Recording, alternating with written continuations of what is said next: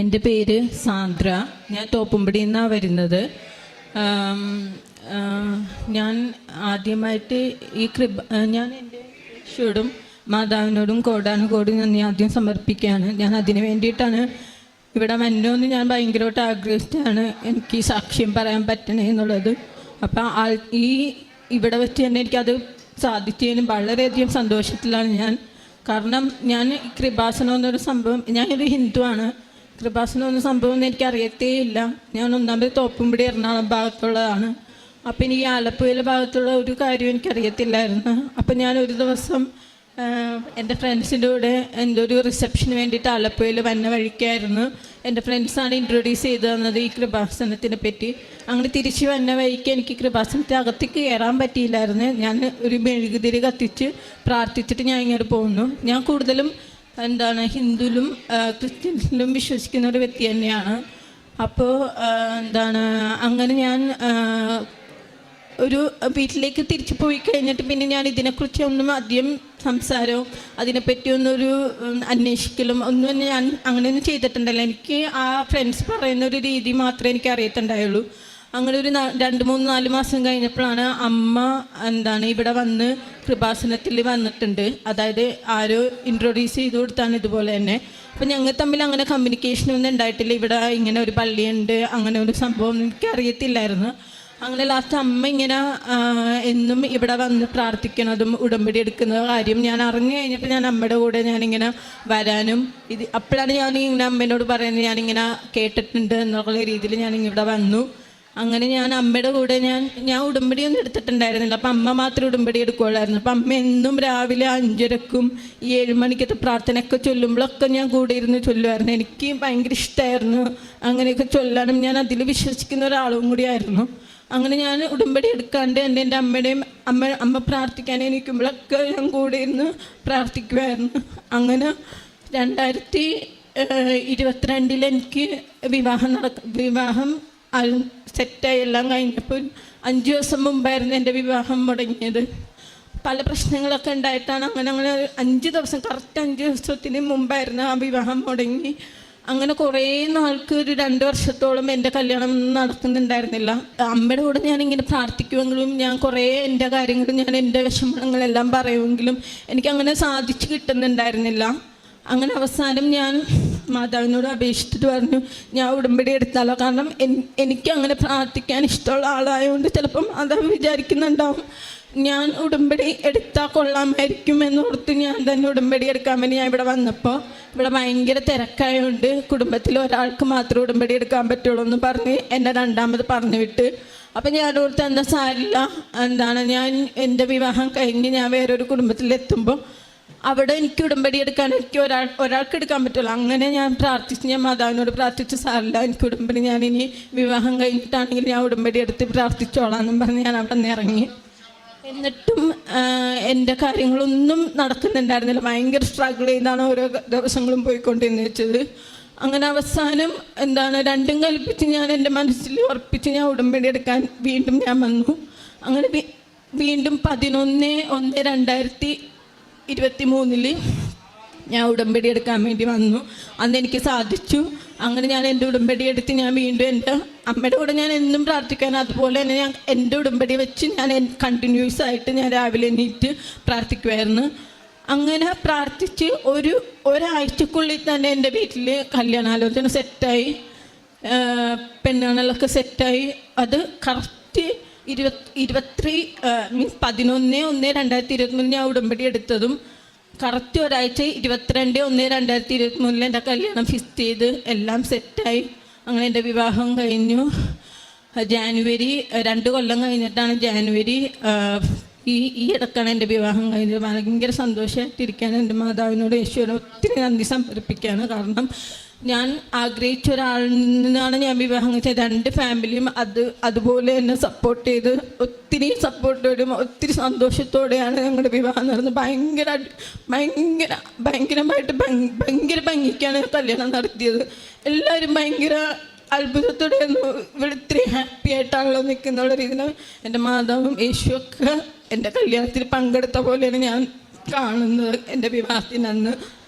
പിന്നെ എന്താണ്, അങ്ങനെ വിവാഹം കഴിഞ്ഞപ്പോഴേക്കും അടുത്തത് എൻ്റെ ജോലി, ഞാൻ പോയിക്കൊണ്ടിരുന്ന ജോലി ഒരു കോർപ്പറേറ്റ് ബാങ്കിലായിരുന്നു. അതൊരു ടെമ്പററി ആയിട്ട് വർക്ക് ചെയ്യണമായിരുന്നു. അപ്പോൾ എനിക്ക് സാലറി ഭയങ്കര കുറവായിരുന്നു. ഞാൻ എൻ്റെ വീട്ടിലൊക്കെ നിൽക്കുമ്പോൾ, എൻ്റെ സ്വന്തം വീട്ടിൽ നിൽക്കുമ്പോൾ എനിക്ക് ആ സാലറിയും കൊണ്ട് എനിക്ക് ബുദ്ധിമുട്ടൊന്നും ഉണ്ടായില്ല. കാരണം അമ്മയും അച്ഛനും ഒക്കെ ആയതുകൊണ്ട് എനിക്ക് ഭയങ്കര സപ്പോർട്ടായിരുന്നു, അതുകൊണ്ട് പ്രശ്നമില്ല. പക്ഷേ കല്യാണം കഴിഞ്ഞിട്ട് പല കാര്യങ്ങളും ചിലവൊക്കെ വന്നപ്പോൾ ഞാൻ ആ ജോലി റിസൈൻ ചെയ്യാൻ വേണ്ടി നിൽക്കുമ്പോൾ ഒരു ദിവസം പോലും എനിക്ക് വീട്ടിൽ നിർത്താണ്ട് തന്നെ അന്ന് തന്നെ എനിക്ക് ഒരു ഗവൺമെൻറ് ജോബ്, എനിക്ക് എംപ്ലോയ്മെൻറ്റ് എക്സ്ചേഞ്ചിൽ വരെ എനിക്ക് 6 മാസത്തേക്ക് ഒരു ജോലി കിട്ടി. ഒരു ദിവസം പോലും എന്നെ വീട്ടിൽ നിർത്താണ്ട്, എന്നെ കഷ്ടപ്പെടുത്താണ്ട് തന്നെ എനിക്കൊരു അടുത്ത ജോലി, അതിനും സാലറി കൂടിയിട്ടുള്ളൊരു ജോലി എനിക്ക് മാതാവ് എനിക്ക് ഒരുക്കി തന്നു. അത് ഭയങ്കര സന്തോഷമുള്ളൊരു കാര്യം തന്നെയാണ്.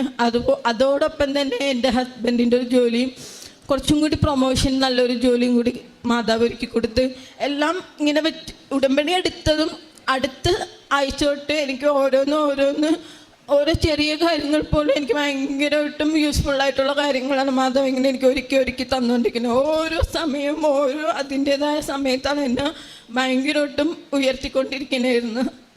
അങ്ങനെ ഞാൻ പിന്നെ ഹസ്ബൻഡിൻ്റെ വീട് കുത്തിയോടാണ്. അവിടെ നിന്ന് അരൂര് വരെ റോഡ് ഭയങ്കര മോശമാണ്. അവിടെ ഞാൻ വണ്ടി ഓടിക്കുന്നത് ഭയങ്കര കെയർലെസ് ആയിട്ടാണ് വണ്ടി ഓടിക്കുന്നത്. ഏത് നേരം സ്പീഡ് കൂട്ടിയിട്ടൊക്കെ വണ്ടി ഓടിക്കാറുള്ളത്. എപ്പോഴും ഞാൻ രാവിലെ ജോലിക്ക് പോകുന്നതിന് മുമ്പ് ഞാൻ ഉപ്പ് വായിൽ വെച്ചിട്ടേ ഞാൻ പോകാറുള്ളൂ. എപ്പോഴും അങ്ങനെയാണ്. കാരണം എനിക്ക് വിശ്വാസമുണ്ട്, അതൊരു ദിവസം കഴിച്ചില്ലെങ്കിൽ എനിക്ക് ഭയങ്കര ടെൻഷനാണ്, എനിക്ക് എന്തെങ്കിലും പറ്റും, അങ്ങനെ ഒരു മൈൻഡാണ്. അപ്പം ഞാൻ എന്നും രാവിലെ ഉപ്പ് വായിൽ വെച്ചിട്ടാണ് ഞാൻ ഇറങ്ങുന്നത്. വീട്ടിൽ നിന്ന് ഇറങ്ങുന്നു. ഏതോ 2-3 ദിവസം വണ്ടി ഭയങ്കര സ്പീഡായിട്ട് പോയിട്ട് ആ ഭാഗത്ത് ഫുൾ വലിയ വണ്ടികളൊക്കെയാണ് എപ്പോഴും പോണത്.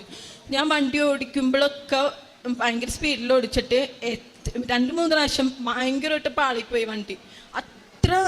എന്തോ പറയുക, ഒരു ആക്സിഡൻറ്റ് പറ്റുന്ന പോലെയാണ്. അത്ര സ്പീഡിലാണ് ഞാൻ വണ്ടി ഓടിച്ചത്.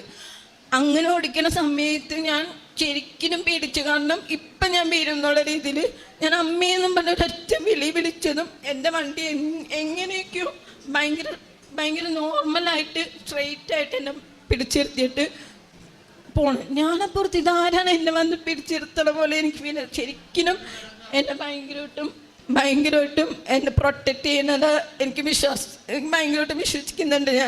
ഞാനത് ഹസ്ബൻഡിനോട് പറഞ്ഞു. 2-3 പ്രാവശ്യം എന്നിങ്ങനെ പ്രൊട്ടക്റ്റ് ചെയ്യാൻ നോക്കിയത്. എനിക്ക് ഭയങ്കര ഭയങ്കരമായിട്ടും ഇതായിപ്പോയി. ശരിക്കും പറഞ്ഞാൽ ഞാൻ ശരിക്കും വണ്ടി പാടിയിട്ട് എൻ്റെ ബാക്കിലൊക്കെ ഭയങ്കര വലിയ ലോറികളൊക്കെയാണ് പോയിക്കൊണ്ടിരുന്നത്. ശരിക്കും എന്നെ പിടിച്ചിരുത്തിയ പോലെ പതുക്കെ പോകുന്നുള്ള രീതിയിൽ ഞാൻ പ്രാർത്ഥന ചൊല്ലിയിട്ട് ഞാൻ ഇങ്ങനെ വണ്ടി ഓടിക്കാൻ എനിക്ക് ഭയങ്കര അത്ഭുതമായിരുന്നു. അതൊക്കെ ശരിക്കും പറഞ്ഞാൽ വീരേണ്ട രീതിയിലാണ് ഞാൻ വണ്ടി ഓടിച്ചത്. പക്ഷെ എന്നെ ഭയങ്കരമായിട്ട് പ്രൊട്ടക്റ്റ് ചെയ്യാനുണ്ടായിരുന്നു. അങ്ങനെ ചെറിയ കാര്യങ്ങളാണെങ്കിൽ പോലും ഒരു എക്സാം എഴുതാൻ പോയാൽ പോലും ഞാൻ ഒട്ടും പ്രിപ്പയർഡ് അല്ലാണ്ട് പോയാൽ പോലും എല്ലാം ഭംഗിയായിട്ടാണ് നടക്കാറുള്ളത്. ഇപ്പം ഞാൻ എന്ത് കാര്യം പ്രാർത്ഥിക്കുമ്പോൾ ഓരോരോ കാര്യങ്ങൾ എനിക്ക് സാധിച്ചു തന്നുകൊണ്ടിരിക്കുകയാണ്. പിന്നെ അതുപോലെ തന്നെ എൻ്റെ വിവാഹം നടക്കാൻ കുറച്ച് വൈകിയത് എൻ്റെ ഹസ്ബൻഡിൻ്റെ ചേട്ടൻ്റെ വിവാഹം നടക്കാത്തതുകൊണ്ടായിരുന്നു കുറേ ഡിലേ വന്നത്. അപ്പോൾ എൻ്റെ വീട്ടിൽ ഭയങ്കര പ്രഷറായിരുന്നു. അങ്ങനെയൊക്കെ കുറേ പ്രശ്നങ്ങളുണ്ടായിരുന്നു. എൻ്റെ ഹസ്ബൻഡിന് ഏറ്റവും ഇളയ പുത്രനായിരുന്നു. അതായത് 3 മക്കളായിരുന്നു അവർ. അതിൽ ഏറ്റവും മൂത്താളുടെ വിവാഹം നടക്കാഞ്ഞത്. എന്നിട്ടും അവരുടെ വീട്ടുകാർക്ക് ഭയങ്കര സങ്കടമായിരുന്നു മൂത്താളുടെ നടക്കാത്തതുകൊണ്ട്. 2 പേരുടെയും കല്യാണം നടത്തി. അവസാനം വീട്ടിലെ പ്രഷർ കൊണ്ടാണ് താഴെ 2 ആൺപിള്ളേരുടെ വിവാഹം നടന്ന് കഴിഞ്ഞിട്ടാണ്. അങ്ങനെ ഞാൻ ഉടമ്പടിയിൽ എഴുതിയിട്ടുണ്ടായിരുന്നു ഞങ്ങളുടെ വിവാഹം നടക്കാൻ വേണ്ടിയിട്ടാണ് മൂത്താളുടെ 35-36 വയസ്സൊക്കെ ഉണ്ടെങ്കിലും അത്രയും ടൈം എടുത്ത് വിവാഹം നടക്കണം. അങ്ങനെ ലാസ്റ്റ് ഞാൻ ഉടമ്പടിയിൽ വെച്ചായിരുന്നു ഞങ്ങളുടെ വിവാഹം കഴിഞ്ഞിട്ട്. വീട്ടിൽ ആർക്കും ഒരു വിഷമമൊന്നും തോന്നരുത്. അതിനു മുമ്പ് തന്നെ ചേട്ടൻ്റെ വിവാഹം എങ്ങനെയെങ്കിലും നടത്തി തന്നെ മാതാവ്. കാരണം പുള്ളീനെ വിഷമിപ്പിക്കരുത്. പുള്ളിയുടെ അച്ഛൻ, അവരുടെ കുടുംബത്തിൽ അമ്മയില്ല. അവർ കുഞ്ഞിലായപ്പോഴേക്കും അമ്മ മരിച്ചു പോയതാണ് ക്യാൻസറായിട്ട്. അപ്പോൾ കുഞ്ഞിലെ ഇവർ 4 പേരും കൂടിയായിരുന്നു, അച്ഛനും 3 മക്കളും കൂടിയായിരുന്നു. ഭയങ്കര സ്നേഹമാണ് അവർ. ചേട്ടൻ്റെ വിവാഹം മീൻസ് എൻഗേജ്മെൻറ്റ് കഴിഞ്ഞു. ഈ കഴിഞ്ഞിടക്ക് മെയിലായിരുന്നു. അപ്പോൾ ഭയങ്കര സന്തോഷമായിട്ട് ഇരിക്കുന്നതാണ് എല്ലാവരും. ഇപ്പം ഫാമിലിയിൽ എല്ലാവരും ഭയങ്കര ഹാപ്പിയാണ്. എൻ്റെ ഫാമിലി ആണെങ്കിലും ഹസ്ബൻഡിൻ്റെ ഫാമിലി ആണെങ്കിലും ഭയങ്കര ഹാപ്പി ആയിട്ടാണ്. ഇപ്പോൾ സെപ്റ്റംബർ 8-ാം തീയതിയാണ് വിവാഹം. എല്ലാം ഭംഗിയായിട്ട് നടക്കണേന്ന് ഞാൻ അപേക്ഷിക്കുകയാണ് മാതാവിനോട്. ഒരു ദിവസം ഞാൻ പത്രം ലാസ്റ്റത്തെ ഉടമ്പടി എടുക്കുന്ന സമയത്ത് പത്രം കൊടുക്കാനായിട്ട് ഭയങ്കര ഡിലേ ആയിട്ട് എനിക്കൊന്നും ചെയ്യാൻ പറ്റാഞ്ഞിട്ട് ലാസ്റ്റ് ഒരു അമ്മൂമ്മനും അപ്പൂപ്പനും ഭയങ്കരമായിട്ട് നോക്കുന്നൊരു വ്യക്തിയാണ് ഞാൻ. അതായത് അവരുടെ കുടുംബത്തിന് വേറെ ആരുമില്ല, അപ്പൂപ്പനും അമ്മൂമ്മയും മാത്രമേ ഉള്ളൂ. എന്നിട്ട് ഞാൻ എപ്പോഴും രാവിലെ ഫുഡ് കൊടുക്കാനും വൈകുന്നേരം ഫുഡ് കാണാൻ പോകാനൊക്കെ ഞാൻ ചെല്ലുമായിരുന്നു. ആ സമയത്ത് ഒരു കിറ്റ് പത്രം എനിക്ക് കൊടുക്കാൻ സാധിക്കുന്നുണ്ടായിരുന്നില്ല, ആരും വാങ്ങിക്കണമെന്നുണ്ട്. അപ്പോൾ എനിക്ക് ഭയങ്കര ടെൻഷനൊക്കെ ആയിട്ടിരിക്കുന്ന സമയത്താണ് ഒരാൾ അപ്പൂപ്പനെ അമ്മൂമ്മനെ കാണാൻ വേണ്ടിയിട്ട് ഒരു സാധാ ഒരു മനുഷ്യൻ വന്നിട്ട് ഇങ്ങനെ കുറേ നേരം സംസാരിച്ചുകൊണ്ടിരിക്കുന്ന സമയത്ത് ആ പുള്ളി വന്നിട്ട് എന്നോട് പറയാം, ഞാനിങ്ങനെ ഓഫനേഴ്സിലൊക്കെ പത്രം കൊടുക്കുന്ന വ്യക്തിയാണ്. അങ്ങനെയാണ് ഇങ്ങനെ പെട്ടെന്ന് ഒരു ബന്ധുവില്ലാത്ത ഒരാൾ വന്നിട്ട് എൻ്റെ അടുത്ത് വന്നിട്ട് ഇങ്ങനെ പറഞ്ഞപ്പോൾ ഞാനൊക്കെ എൻ്റെ പത്രം ഇങ്ങനെ ഡിലേ ആയിട്ടിരിക്കണല്ലോ, ആരും വന്ന് എൻ്റെ അടുത്ത് ആ പത്രം തന്നോ ഞാൻ കൊടുത്തേക്കാം എന്ന് പറഞ്ഞ പോലെ എനിക്ക് ഫീൽ ചെയ്ത് അങ്ങനെ ഞാൻ ആ പത്രം ആ ചേട്ടൻ്റെ കൊടുത്ത് അങ്ങനെ ചേട്ടൻ പറഞ്ഞ് പേടിക്കേണ്ട, ഞാൻ കൊണ്ട് കൊടുത്തോളാം, നീ വിഷമിക്കേണ്ട, അങ്ങനെയൊക്കെ പറഞ്ഞ ഒരു പരിചയമില്ലാത്ത ഒരാളായിരുന്നു. ഭയങ്കര ചില കാര്യങ്ങളൊക്കെ എനിക്ക് ഭയങ്കര അത്ഭുതകരമായ കാര്യങ്ങൾ, എനിക്ക് ഭയങ്കര സന്തോഷമായി ഇവിടെ വന്ന് സാക്ഷ്യം പറയാൻ പറ്റിയതിന്. കുറേ നാളായി ഞാൻ വന്ന് പറയണമെന്ന് വിചാരിച്ചാൽ ഭയങ്കര സന്തോഷമായി. പരിശുദ്ധ അമ്മയുടെ മധ്യസ്ഥതയിൽ ഏറെ പ്രത്യേകിച്ച് തൻ്റെ വിവാഹം എന്ന ഒരു കൂദാശ ലഭിച്ച വിവാഹം നടന്നു വന്നതിനെക്കുറിച്ചാണ്. അതിന് വ്യക്തമായിട്ടൊരു ദൈവിക ഇടപെടലുണ്ട് എന്ന് സാക്ഷ്യത്തിലൂടെ അമ്മകൾ വ്യക്തമായിട്ട് പറയുന്നുണ്ട്. ഒപ്പം തന്നെ ആ ഒരു കൂദാശയിലേക്കുള്ള പോക്കിൽ അതിനുശേഷം ഉടമ്പടി എടുത്തതിന് ശേഷമുള്ള ദിവസങ്ങളിലുള്ള എല്ലാ കാര്യങ്ങളിലും ഒരു പെട്ടെന്ന് വേഗതയിൽ തന്നെ ഒരു അനുഗ്രഹത്തിൻ്റെ ഒരു സാന്നിധ്യത്തിൻ്റെ ഏറെ പ്രത്യേകിച്ച് ഉടമ്പടിയുടെ ഒരു സംരക്ഷണത്തിനെ കുറിച്ച് ഈ ഒരു സാക്ഷ്യം ആവർത്തിച്ച് പ്രതിപാദിക്കുന്നു. ഉടമ്പടി വസ്തുക്കൾ ഉപയോഗിച്ചിറങ്ങുമ്പോൾ ഉടമ്പടിയിൽ ഒരു സംരക്ഷണം ലഭിച്ചതായിട്ട് ഈ സാക്ഷ്യത്തിലുണ്ട്. അപ്പോൾ ഒപ്പം തന്നെ ഈ ഒരു സാക്ഷ്യത്തിൽ ഒരു പ്രധാനപ്പെട്ട എന്ന് പറഞ്ഞാൽ നമ്മൾ ഉടമ്പടിയിൽ നൽകപ്പെടുന്ന പ്രേക്ഷിത പ്രവർത്തനത്തിന് നൽകപ്പെടുന്ന പത്രമാണെങ്കിലും നമ്മൾ വ്യക്തിപരമായിട്ട് എല്ലാവർക്കും കൊണ്ടുകൊടുക്കണം എന്നുള്ളതാണ് ഏറ്റവും പ്രധാനപ്പെട്ട നിബന്ധന. അപ്പം അത് അങ്ങനെ തന്നെയാണ് അതിൻ്റെ ഒരു പ്രേക്ഷിത പ്രവർത്തനം നടത്തുന്നത്. ഉടമ്പടി എടുത്ത വ്യക്തി കൂടുതൽ ആസ്തിയുള്ളതാവുന്നതും ഉടമ്പടി സ്വീകാര്യമായിട്ടുള്ളതായി തീരുന്നതും ഉടമ്പടി ശക്തമാവുന്നതും ഉടമ്പടി എടുത്ത വ്യക്തികൾ തന്നെ അങ്ങനെ ചെയ്യണമെന്നുള്ളതാണ്. അപ്പം ആ ഒരു കാര്യത്തിലൊരു തിരുത്തൽ ഈ ഒരു സാക്ഷ്യത്തിലും ചേർത്ത് വെക്കുന്നു. അപ്പോൾ ഈ മകൾക്ക് നൽകിയ എല്ലാ അനുഭവങ്ങൾക്കും നമുക്ക് കരങ്ങളടിച്ച് ദൈവത്തിൻ്റെ നാമം മഹത്വപ്പെടുത്താം.